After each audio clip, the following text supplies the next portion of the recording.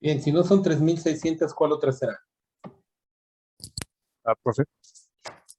Te escucho. Es que ya no me acuerdo muy bien, pero recuerdo que en máquinas vimos de que, bueno, los motores eléctricos había de 60 Hz y de 50. Por ejemplo, el de 360, lo que nos dio ahorita, algo era que el motor dependía de los cuántos polos tenía. Claro, por supuesto. Por ejemplo, el que sacamos ahorita, creo que es de dos polos y pues, es de a 60 Hz, porque creo que el de 50, el RPM es de 3000. Ok, correcto. Es- Pero aquí en México, la corriente gira. La corriente cambia a 60 mm, Hz. Omar, en sí, Europa, en África, la frecuencia cambia a 50 Hz. Eso es ah, correcto. En Asia no estoy seguro. ¿Alguien tiene ah, referencia en Asia cuánto cambia la frecuencia? Bueno, pero en Europa a 50, ah, en Estados Unidos y América Latina a 60 Hz, ah, y creo que en Asia a 60, no sé. Pero entonces son 3600. Y como dice su compañero, tiene que ver por el número de polos, tiene que ser un motor de corriente alterna. Podemos encontrar motores que giran a 1800 RPM. ¿Qué relación tiene 1800 con 3600? la mitad, algo así. Es la mitad, estamos de acuerdo, ¿sí? Es la mitad, 1800. Pero también encontramos motores eléctricos que giran a 7200 RPM. Por la explicación que adecuadamente Omar creo que fue el único que tomó máquinas eléctricas despierto, porque Sí, los demás lo tomaron, pero estaban durmiendo. A ver, Omar, ¿qué más nos puedes decir? porque recuerdo que el de 6 polos era de 1200 RPM y creo que Ujú. el de 8 polos es el que había dicho de 700 RPM. Ok, Sí, no me muy bien. acuerdo. Que depende ahí, por supuesto, de la frecuencia. Desde luego, ustedes pueden conectar un motor de 50 Hz aquí en México, pero pues necesitan una transformación de la corriente alterna a 50 Hz, cosa que puede resultar más costoso. Entonces, en general, bueno, pues aquí están estos valores, por supuesto hay muchos más, pero 1800, 7200, 3600 son valores que ustedes deben de tener muy presentes, ¿sí? Y si les pido que lo calculen, no es para molestarlos, sino es para tener la intención de mi parte de que por lo menos de esa manera se van a acordar un poco más, ¿sí? Si nada más se los receto así, si nada más lo menciono, sabe, mañana se les van a acordar, pues no, ni se van a acordar. Ahorita a lo mejor ya por lo menos relacionan 60 Hz, lo transformo a RPMs, bueno, de ahí saco algunos múltiplos y ya es una idea que podamos tener. Por supuesto, no es un curso de máquinas eléctricas, pero sí que tengan una idea de qué tan rápido es 7000, es muy rápido, es poco rápido, qué tan común es. Ya su compañero Fernando nos dio una referencia del motor de combustión interna de los autos, pues que operan entre 3000 y 6000, es su rango de operación más o menos. Marco ya nos dijo del taladro que llega hasta 600, ¿sí? El taladro que él tiene, bueno, pues ahí tenemos esa referencia. Pero en ese contexto, este tipo de ejes giran hasta 90,000. No está. Este tipo de ejes, aquí están, son estos. Este es un turbocompresor. Este que les muestro aquí es una aplicación automotriz, ¿verdad? Ya saben ustedes que entra aire de la salida del motor, mueve esta turbina y esa turbina, perdón, este compresor, y entonces el compresor genera aire que después en la turbina ahí ya genera para, en este caso, incrementar propiamente pues la cantidad de aire, es decir, es un compresor, perdón. Entonces, a ver, déjenme poner las ideas en claro aquí. Bien. ¿Qué es lo que se hace aquí en el turbocompresor? Aquí viene los gases del escape del motor de combustión interna, ¿sí? Estos gases de escape todavía traen energía para hacer mover esta turbina, ¿sí? ¿Estamos de acuerdo? Del escape viene aquí la corriente de aire del escape que hace girar esta turbina. Ya, por supuesto, después se tiene que salir el aire. Pero entonces ese gas del escape hace girar la turbina. Bueno, no es del escape, estoy diciendo del escape, pero está muy cerca del motor, del manifold que recolecta todos los gases de combustión. Entonces esta turbina hace mover a este compresor, ¿sí? Y este compresor succiona aire del ambiente y lo comprime, y este aire comprimido se va a la cámara de combustión. ¿Qué ventaja tiene para mí meter a la cámara de combustión aire comprimido? ¿Me pueden decir? ¿Qué ventaja tiene para mí? La combustión es más rápida, ¿no? Es más rápida que otra cosa. Es muy intuitiva también. ¿no? Explota más. Javier, otra vez. Hay más oxígeno y explota. Exactamente. Recuerden que para la combustión tiene que haber un combustible. ¿Y qué otra cosa? ¿Cómo se llama el otro? Combustible y oxígeno. Sí, pero ¿cómo se llama el oxígeno? Combustible y... A ver, ¿por qué no me dicen gasolina y oxígeno? Me están diciendo combustible. ¿Y el otro cómo se llama? Fuerte, Marco. No, combustor es donde se genera la combustión. Es combustible y comburente. A ver, anótenlo, por favor, porque son términos que ustedes deben de no perderlos.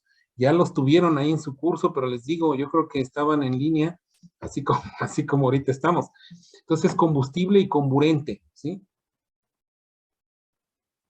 Entonces, lo que dijo Javier es clave. Lo que dijo Javier es clave. En menos espacio, en el mismo espacio de la cámara, tengo más que cosa.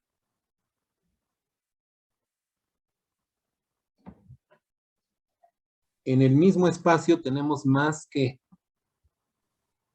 Oxígeno. más comburente, ¿sí? Y entonces eso va a generar una temperatura de explosión mayor, va a generar una mayor presión y entonces eso va a generar una mayor potencia en el motor. ¿Estamos de acuerdo? Y esa parte de esa potencia adicional se va a tomar para hacer girar la turbina. ¿Estamos de acuerdo? Tampoco es gratis. Es decir, no vamos a obtener todo el motor, toda la potencia adicional, sino que parte de esa potencia se va a usar para mover esta turbina y seguir comprimiendo el combustible. ¿Estamos? ¿Sí? Bueno, y todo esto, ¿por qué? Fíjense, no sé por qué me desvío, pero pues ya ni modo. Todo por esto, porque este eje llega a girar hasta 90,000 RPM, ¿sí? 90,000, anótenlo por ahí. Hasta algunos de estos ejes de turbocargadores llegan a girar hasta 90,000 RPM, ¿sí? Entonces, para que lo tengan en cuenta, por supuesto, esto ya es una velocidad muy, muy alta, ¿sí?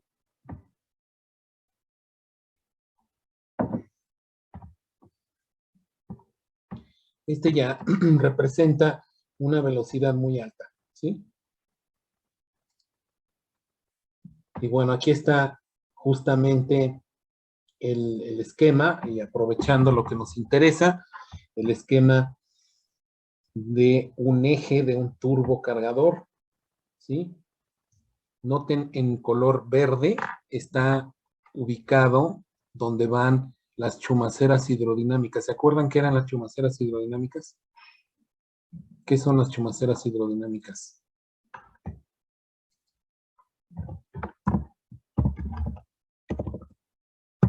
Eran como unos separadores que contenían, bueno, que tenían unos agujeros y que ponían una película Una de, película de aceite, ajá, exactamente. Exactamente. Estas, déjenme, son los metales que se conocen en las máquinas, ¿cómo se llama? En los cigüeñales, ahí están, pero que generan esta película. Pero déjenme ponerles una imagen a ver si se ve. Aquí está. Esta es una chumacera. Parece un buje, ¿sí? Y de hecho un buje puede funcionar como chumacera si está lubricado permanentemente. Aquí está, miren. Esta es una chumacera, ¿sí? Es más, por favor, saquen una imagen de esta bonita para que la vean. Chumacera, siempre que piensen en chumacera o en una chumacera hidrodinámica, piensen en esta imagen que se ve muy bien. Entonces, ¿ya la tienen? Porque luego les voy a volver a preguntar, ¿eh? Y si no se acuerdan, pues nomás voy a hacer coraje, eso va a ser lo peor. lamentablemente no va a pasar nada más, ¿verdad? Aquí está el montaje, este es esquemático, de la chumacera sobre el eje. Pero entonces esa es la chumacera hidrodinámica, a ver si aquí tenemos otro. Por supuesto, esta es su contraparte, ¿sí? Que es el valero. El valero con respecto a la chumacera, ¿cuál de los dos será más rígido? ¿Una chumacera o un valero? Para la operación del eje, ¿cuál será más rígido? ¿La chumacera o el valero? Claro, en la chumacera tienen que pensar en esto, ¿eh? Tienen que pensar en la película de aceite que se forma. Entonces, ¿cuál será más rígido? ¿El valero o la chumacera? Valero.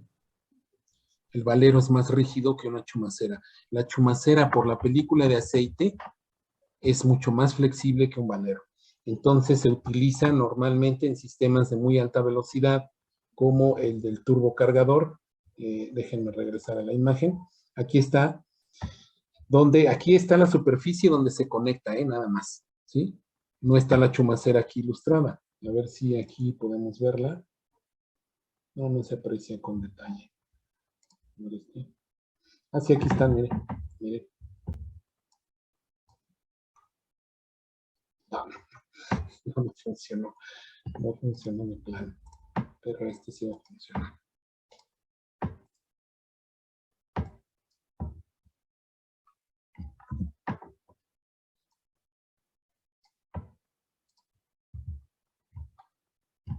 Miren, aquí se ve, aquí sí ya está la chumacera. Estos ductos, ¿de qué serán?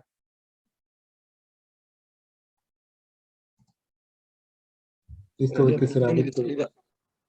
Perdóname, otra vez. Presión y salida, ¿no? Es de lubricación. No sé si a eso te refieres, Cristóbal. Pero No. son de lubricación para la chumacera, justo para que llegue ahí la lubricación, porque si no hay película de aceite, eso se desgasta rapidísimo, ¿sí? Es lo que pasa en un motor de combustión interna. En cuanto no hay aceite, eso se quema, aumenta su velocidad, se quema y se destruye.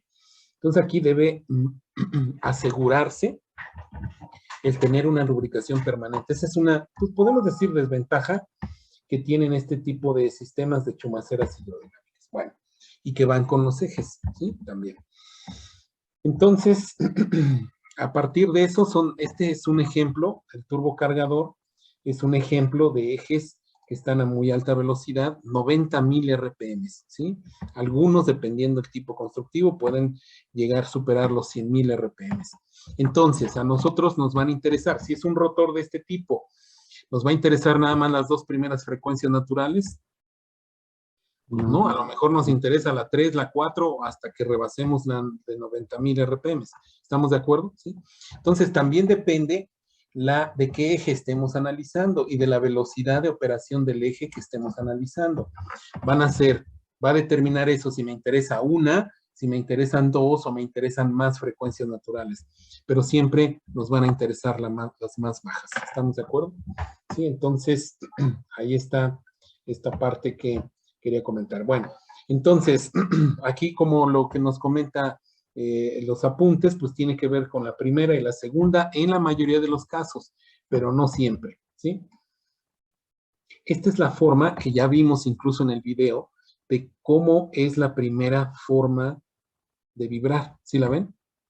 ¿Sí? Y esta es la segunda forma de vibrar. Si seguimos avanzando la frecuencia, ¿y esto a qué se refiere?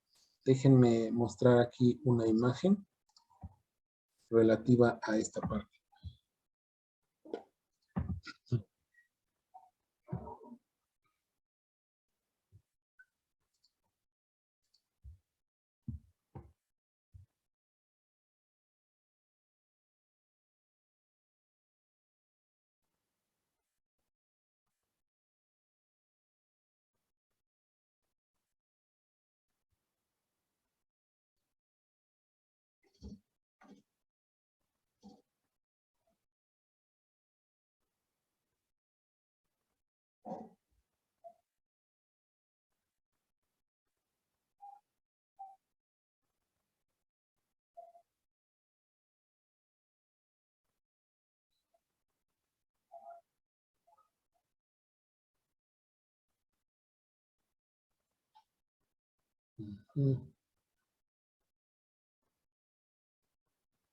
No tengo esa imagen aquí, pero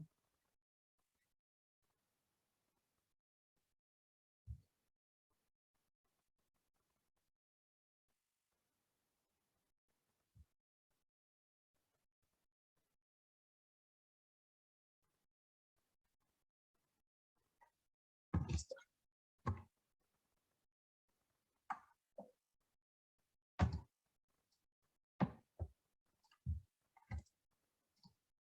Este es un esquema, el que voy a mostrar aquí, que tiene que ver justamente en sistemas mecánicos como ejes, por ejemplo, donde tenemos más de un grado de libertad. ¿Ya ven la imagen? ¿Sí? Claro, en este caso tenemos dos frecuencias críticas. Sigamos este valor, esta gráfica que está aquí, y una frecuencia crítica estaría aquí. ¿Estamos de acuerdo? ¿Sí? Y la segunda frecuencia crítica, bueno, pues estaría aquí.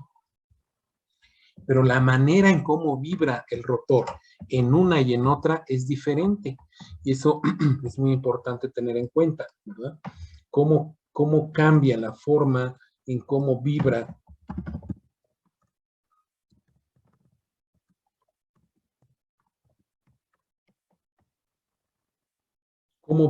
el rotor propiamente. Aquí este video que vamos a ver nos ilustra un poco el segundo modo, no en un rotor, pero sí en otro sistema muy parecido. Y el segundo modo, pues tiene que ver justamente con la manera en cómo está girando, con la manera en cómo vibra. ¿Ya ven el video? ¿Sí lo están viendo? Sí, ya. Sí, profe. Entonces, déjenme ver aquí. Aquí está un ejemplo. Bueno, este es un sistema vibratorio que lo están pasando por su primera frecuencia de vibración. Y aquí está lo mismo que decíamos, el primer modo, y este es el segundo modo de vibración. ¿Sí se aprecia el segundo modo? ¿Sí? Este modo de vibración corresponde a la segunda frecuencia natural.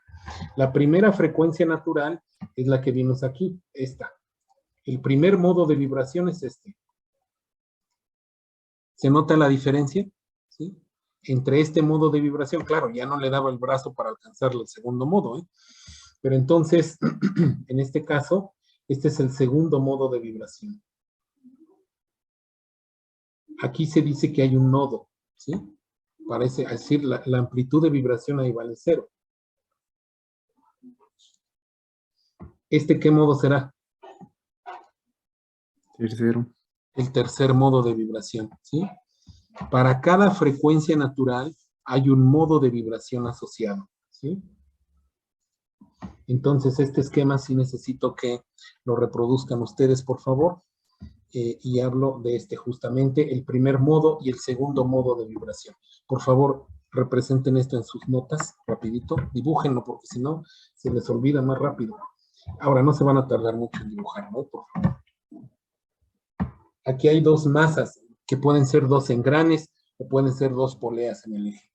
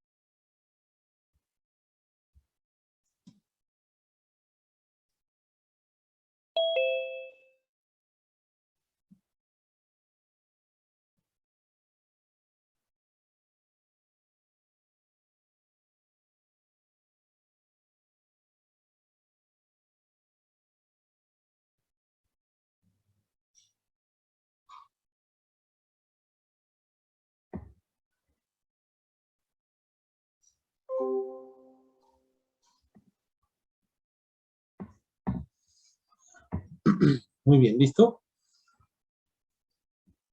Sí, ya listo.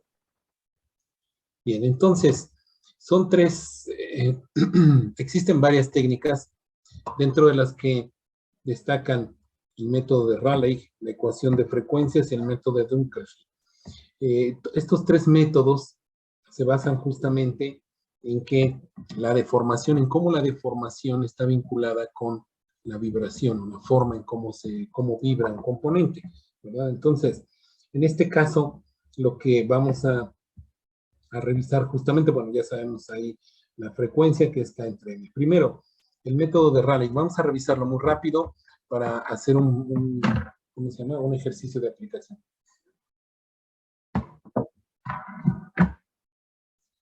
Bien.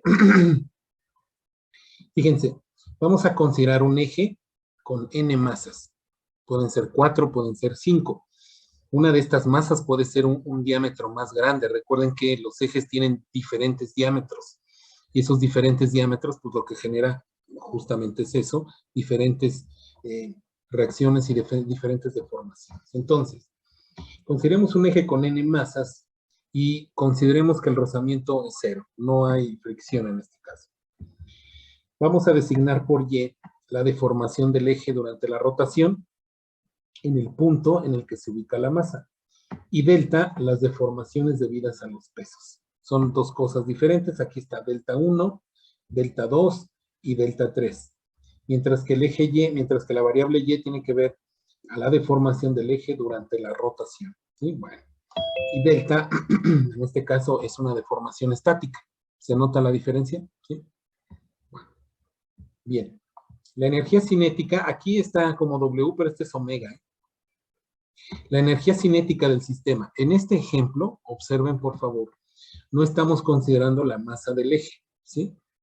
Estamos considerando que la masa de los discos es mucho más alta que la del eje, entonces no influye en el desempeño dinámico del eje. Bueno, entonces, la energía cinética del sistema, ¿cuál es? La energía cinética del sistema es un medio de la masa 1, que sería esta, por la velocidad al cuadrado. Y la velocidad es omega por su desplazamiento, Y1. Y recuerden que es cuando está vibrando. ¿Estamos de acuerdo? ¿Sí? Que no es la misma amplitud que cuando está girando. Es diferente, por supuesto. Entonces, la masa 1 por la velocidad, aquí tenemos la velocidad justamente, lo mismo de la masa 2, lo mismo de la masa 3. Insisto, esta W es omega. Entonces, al final, podemos sacar como factor común, porque todas están girando lo mismo, ¿estamos de acuerdo? Sale como factor común omega y el 2 también, y nos queda la sumatoria de la masa por su deformación al cuadrado. Esta es la energía cinética de todo el sistema durante la vibración. Por supuesto, es la energía cinética de traslación. No está considerada aquí la energía cinética de rotación. Bueno, después, la energía cinética adquirida es igual al trabajo de deformación necesario para llevar a las masas a las estaciones Y1, Y2 y Yn. El trabajo de deformación, ya saben ustedes, que en este caso tiene que ver con un medio del coeficiente de rigidez por la deformación. ¿Recuerdan esa definición? Aquí está. Un medio de, cuando calculaban para resortes, ¿se acuerdan? ¿Sí? Bueno, entonces es un medio de la rigidez por la deformación al cuadrado. Y aquí está entonces el trabajo. Aquí lo único constante que hay en todos los términos de la sumatoria es un medio. Entonces se queda la rigidez por la deformación al cuadrado. Entonces, si igualamos este 20 con esta expresión, pues nos queda que se cancela el 1 medio, ¿están de acuerdo? Se cancela el 1 medio y aquí podemos sacar omega al cuadrado. Y entonces omega al cuadrado es igual a esta sumatoria que tenemos aquí, dividida entre la sumatoria que ya teníamos aquí. En este caso, la sumatoria de la rigidez por la deformación y aquí la sumatoria de las masas por la deformación. Eso nos permite a nosotros obtener entonces la primera frecuencia natural. Esta aproximación, fíjense, esta aproximación de Rayleigh consiste en considerar que las deformaciones o amplitudes Y a las deformaciones debidas a los pesos. Es decir, la deformación que observamos aquí Eso es lo que está diciendo. Esta deformación que vemos aquí, que es mucha, es proporcional a la deformación estática. ¿Estamos de acuerdo? Sí se observa esta parte. Es proporcional a la deformación estática. Entonces, en este caso en particular, bueno, vamos a sustituir para la masa, ¿sí? La masa será igual al peso entre la gravedad y la constante de rigidez al peso entre la deformación estática, ¿sí? El peso entre la deformación estática. Entonces, de esta manera, nosotros podemos sustituir, podemos eliminar, en este caso, K, ¿sí? Porque ya tenemos el peso por la deformación estática al cuadrado, y en este caso, el peso por la deformación estática también. ¿En qué momento cambiamos a deformación estática aquí arriba? Bueno, en el momento en que estamos considerando que son proporcionales, ¿sí? La deformación dinámica es proporcional a la deformación estática. Eso es lo que nos permite. Y entonces, a partir de eso, podemos obtener la primera velocidad crítica del eje, ¿sí? Y eso es lo que vamos a realizar justamente en el ejercicio que a continuación vamos a desarrollar.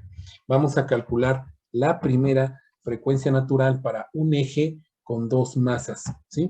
Entonces, vamos a hacerlo. Vamos a hacer la pausa de nuestro curso, por favor. Son 11:20.